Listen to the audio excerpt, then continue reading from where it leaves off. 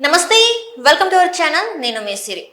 YCP manifesto అయితే మొత్తం మోసం అంటున్నారు. అంటే అందులో ఇచ్చిన పథకాల గురించి వైసీపీ నేతల్లోనే కార్యకర్తల్లోనే వాళ్ళకు ఒక డౌట్ అనమాట. ఇది ఇప్పుడు ఏదైతే మేనిఫెస్టో వాళ్ళు రిలీజ్ చేశారో అది పచ్చి మోసం. జగన్మోహన్ రెడ్డి గారు పచ్చి మోసంగా మేనిఫెస్టోని అయితే రిలీజ్ చేశారని చెప్పేసి వాళ్ళే చెప్తున్నారు. సో ఇందులో అసలు ఏం జరిగింది ఏంటి, అసలు ఎందుకు మోసం అని అంటున్నారు, దీని గురించి వివరించడానికి మనతో పాటు ఉన్నారు ప్రముఖ రాజకీయ విశ్లేషకులు కేవీవి ప్రసాద్ గారు. నమస్కారం సార్. సార్, ఇప్పుడు చూస్తుంటే వైసీపీ మేనిఫెస్టో మనం చూసాం. కాకపోతే అందులో ఏదైతే డబ్బులు చేస్తా అంటే పథకాలని ఏదైతే డబ్బులు చేస్తామని చెప్తున్నారో అది మోసం అని చెప్పేసి అందులో ఉన్న కార్యకర్తలు కొంతమంది వాపోతున్నారు. మరి నిజంగానే తను చెప్పింది అంటే మేనిఫెస్టోలో ఏదైతే వాళ్ళు లిస్ట్ ఇచ్చారో అది మోసపూరితమే అంటారా? 100% మోసపూరితం అమ్మా. సో వాళ్ళు చెప్పేది ఏంటంటే ప్రతిదీ కూడా డబుల్ అని చెప్పి జనాల్ని మోసగించడానికి ప్రయత్నిస్తున్నారు. కానీ దీంట్లో యాక్చువల్గా వాస్తవికత ఏంటంటే కొంతమంది ప్రజలు నిలదీసినప్పుడు అసలు దీని గురించి అడిగినప్పుడు వాళ్ళు చెప్పింది ఏంటంటే ఈ చేయూత కానీ కాపు నేస్తం కానీ ఈబీసీ నేస్తం కూడా ఇదేంటి అసలు డబ్బులు ఇస్తారన్న ప్రశ్నలకు అసలు బట్టబయలైన నగ్న సత్యం ఏంటంటే గత 5 ఏళ్లుగా ఇచ్చినది కలిపి సో ప్లస్ ఇప్పుడు ఇవ్వకపోయేది కలిపి ఆ విధంగా మభ్య పెడుతున్నారు. మీకు అర్థమైందా? అవును. ఇప్పుడు లాస్ట్ ఇయర్ సపోజ్ మీకు 100 రూపాయలు ఇచ్చారు. సో ఈసారి కూడా అదే 100 రూపాయలు ఇస్తున్నారు వాళ్ళు. కానీ చెప్పడం ఏం చెబుతున్నారు, మీకు వాస్తవంగా చెప్పేది ఏం చెబుతున్నారు, 200 రూపాయలు డబుల్ చేస్తున్నాం అంటున్నారు. కానీ అక్కడ వాస్తవానికి ఏంటంటే లాస్ట్ టైం 100 ఇచ్చాం కదా, ఆ 100 ప్లస్ ఇప్పుడు ఇవ్వబోయే 100 కలిపి 200 అనమాట. ఏదో విధంగా ఎందుకంటే ఈ పార్టీయే కొన్ని అబద్ధాల పార్టీ, మోసాల పార్టీ, దుర్మార్గాల పార్టీ. సో ఈ విధంగా ఒక రక్త పునాదుల మీద బయటకు వచ్చిన పార్టీ. ఇంకా వీళ్ళలో విశ్వసనీయత ఏముంటుంది? మాట్లాడితే జగన్మోహన్ రెడ్డి గారు మాటికి చీటికి నేను మాట తప్పను, మడం తిప్పును అంటాడు. అన్నీ కూడా టంగ్ ట్విస్టర్ అనమాట. ఇతను అసలు నాలుకే బహుశా లోపల మనం ఎప్పుడు చూడలే కానీ నోరు తెరిచి చూస్తే తెలుస్తుందేమో. ఆ నాలుగు మరి ఎన్ని అష్టవంకరలు తిరిగి ఉంటుందో తెలియదు. కానీ అతను ఏది చెప్పిన దానికి చేసేదానికి పొంతన అనేది ఎక్కడ ఉండదు. మీరు చూసుకుంటే ఇప్పుడు ఆడబిడ్డల్ని, లేడీస్ని అందరినీ మోసం చేశాడు. ఏం చేశాడు? మీ యొక్క భర్తలు, పిల్లలు, మీ తండ్రులు అందరూ తాగి పాడైపోతున్నారు, నేను వస్తే సంపూర్ణ మద్య నిషేధం అన్నాడు. కానీ ప్రజలు ఏమనుకున్నారు, ఏమో నిజంగానే చేస్తాడేమో అనుకున్నారు. ఆ రోజు రామారావు గారు చేశారు కదా, ఆ విధంగా చేస్తాడేమో అని అనుకున్నారు. కానీ అక్కడ వాస్తవానికి చూస్తే సంపూర్ణ మద్య నిజమైనది అనేది ఏంటంటే క్వాలిటీ మద్యం, ఆల్రెడీ మార్కెట్లో ఉన్న మంచి బ్రాండెడ్ మద్యాన్ని పక్కన పెట్టి దాన్ని పూర్తిగా నిషేధించి తన ఓన్ బ్రాండ్స్ ఏదైతే తన జే బ్రాండ్స్ ఉన్నాయో తన జే బ్రాండ్ని తీసుకొచ్చి ఈ రోజున సారా వ్యాపారం చేస్తున్నాడు. సో ఎక్కడ కూడా దానికి ఒక మీకు క్రెడిట్ కార్డు ఉండదు, డెబిట్ కార్డు ఉండదు, పేటిఎం ఉండదు, గూగుల్ పే ఉండదు, ఏముండదు. ప్రతిదీ కూడా ఓన్లీ క్యాష్ అండ్ క్యారీ. అంటే దీన్ని బట్టి అర్థమవుతుంది ఏంటంటే మొన్న కూడా చూస్తే బీజేపీ అధ్యక్షురాలు పురంధేశ్వరి గారు ఆవిడ ఒక వైజాగ్లో ఒక షాపుని పరిశీలించినప్పుడు 1,00,000 రూపాయలు ఆల్రెడీ ఆ షాపులో మద్యం అమ్మి ఉంటే అక్కడ బిల్లింగ్ చేసి పెట్టింది ఓన్లీ 600 రూపాయలకి బిల్లింగ్ చేసి పెట్టాడు. అంటే 94,000 రూపాయలు బ్లాక్. అంటే 94,000 రూపాయలు కూడా తాడేపల్లిలో తన కొంపకి వెళ్ళిపోతుంది. సో ఈ విధంగా ఇన్ని మోసాలు చేసే వ్యక్తి ఈ రోజున మేనిఫెస్టో విషయంలో కూడా మరొక్కసారి ప్రజల్ని రకరకాలుగా మెగా డిఎస్సి చేస్తా అన్నాడు, రాగానే ఉద్యోగస్తులకి అది చేస్తా అన్నాడు, ఇది చేస్తా అన్నాడు, పోలవరం పూర్తి చేస్తా అన్నాడు. ఈ విధంగా ఒకటి కాదు, చెప్పిన మాట ఏది కూడా నిలబెట్టుకోకుండా కరెంటు ఛార్జీలు విపరీతంగా పెంచేశాడు. బాబు గారి టైంలో కరెంటు ఛార్జీలు తగ్గిస్తానన్నాడు.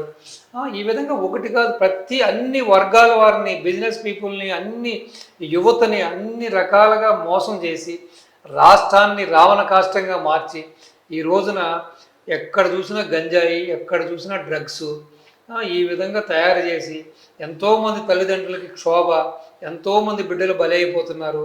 అలాగే ఈ కల్తీ మద్యం వల్ల రోజుకి ఎన్నో పుస్తకాలు తెగిపోతున్నాయి. ఆ కల్తీ మద్యం వల్ల ఆరోగ్యం పాడై, లివర్ పోయి, లంగ్స్ పోయి, కిడ్నీలు పోయి, హార్ట్ పోయి, ఈ విధంగా ఒక పిచ్చివాళ్ళుగా మారిపోయి ఎంతోమంది దగ్గర 5-6 లక్షల మంది చనిపోవడం జరిగింది. సో ఈ మేనిఫెస్టో కూడా అటువంటి మేనిఫెస్టోవే.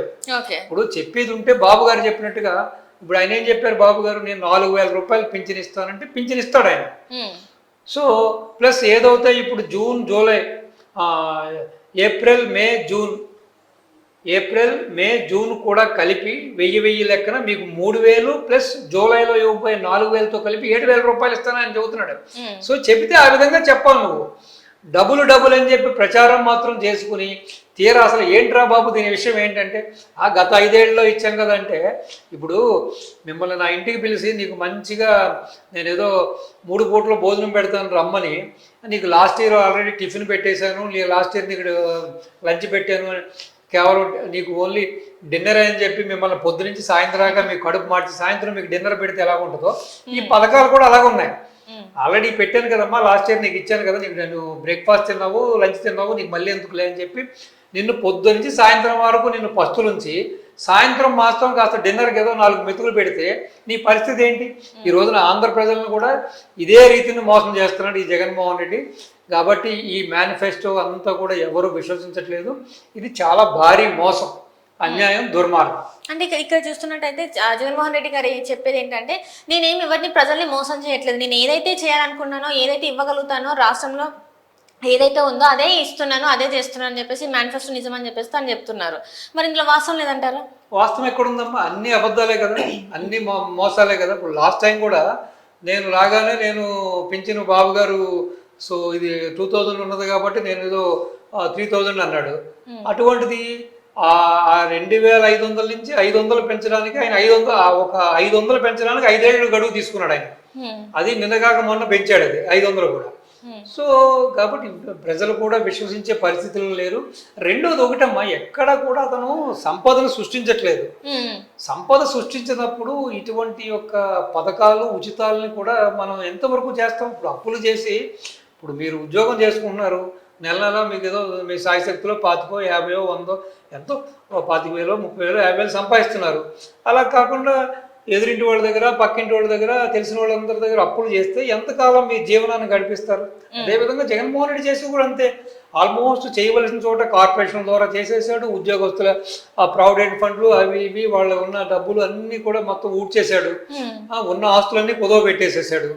ఈ రోజున ఇంకా మిగిలిందల్లా ప్రజల ఆస్తులు, ప్రజల సొమ్ములు, ప్రజల ఇళ్ళు, ప్రజల వాళ్ళ యొక్క స్థలాలు, ప్రజల పొలాలే మిగిలినాయి.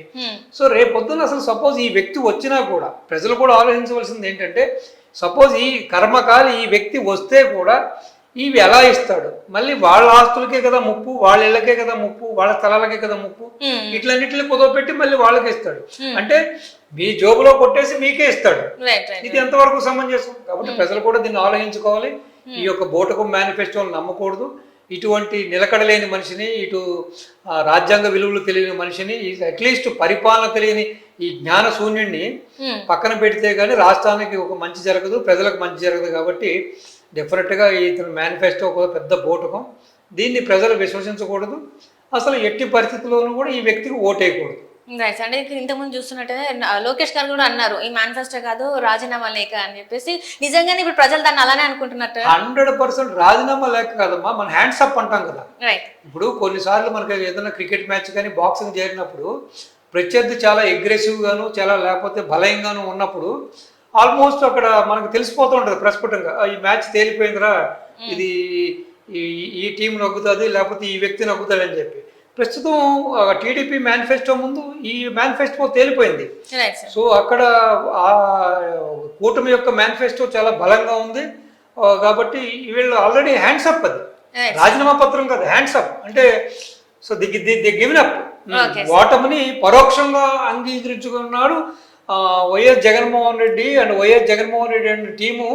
వాళ్ళ మేనిఫెస్టో ద్వారానే వాళ్ళ ఓటమిని వాళ్ళే చెప్పేశారు. Right sir, right. Thank you so much sir. నమస్తే అమ్మా, థ్యాంక్ యూ.